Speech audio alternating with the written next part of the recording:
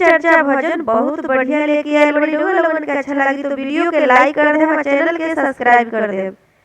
थोड़ा सा लंबा वीडियो हो जाए लेकिन बहुत प्यारा भजन बाटे ई। तो चली सुनी भजन राजा का कहतन।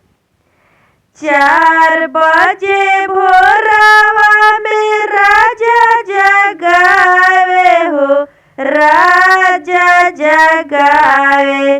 4 बजे भोरवा में राजा जगावे हो, राजा जगावे।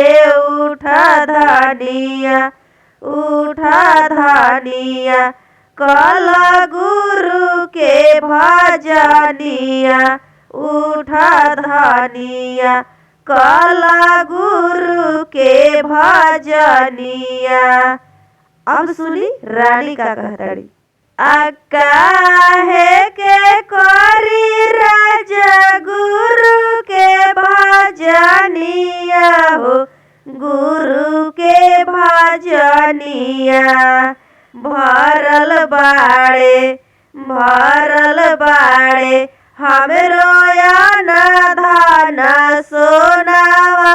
भरल हो बाड़े हमरो महालया टाड़िया। भरल बाड़े, भरल बाड़े काहे के करी गुरु के भजनिया। फिर से राजा का कहलन ई भी सुनी। 4 बजे भोरवा में राजा जगावे हो, राजा जगावे। उठा धानिया, उठा धानिया, कला गुरु के भजनिया। उठा धानिया। रानी का कहली इहो सुनी।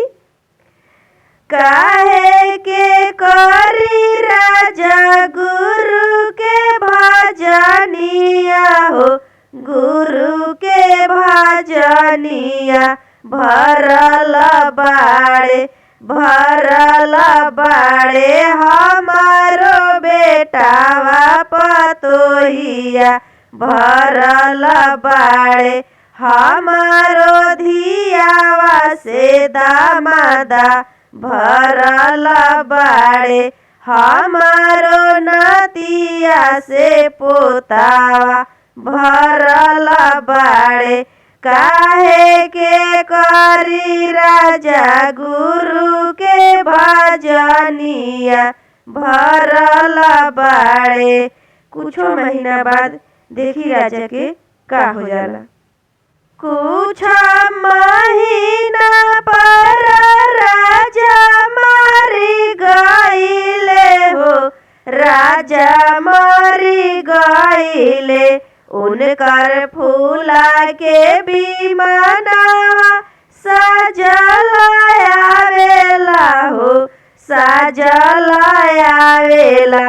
उनकर फूला के विमानवा सजल आवेला। रानी के का भेल सुनी। कुछ महीनावा पर रानी मरी गईली हो, रानी मरी गईली।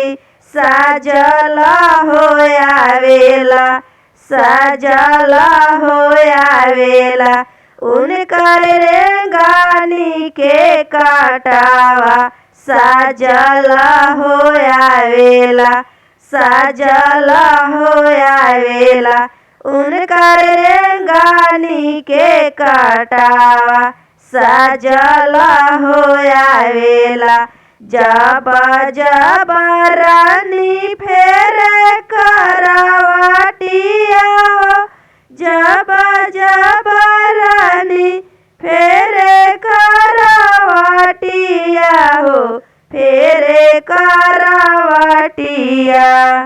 अंगे अंगे चुभेला उनकर रेंगानी के काटावा हो, अंगे अंगे चुभेला उनकर रेंगानी के काटावा हो।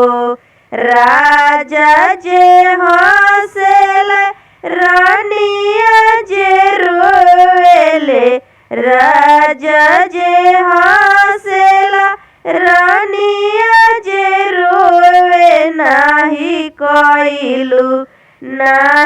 कइलू तू गुरु के भजनिया, नाही कइलू पाप औरी पुण्य के तोई रे डगड़िया,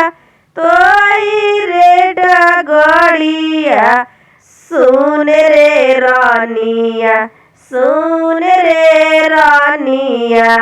जैसन कइलू करमावा मिलल रानिया, सुन रे रानिया जैसन कइलू करमावा हो मिलल रानिया। हर हर महादेव।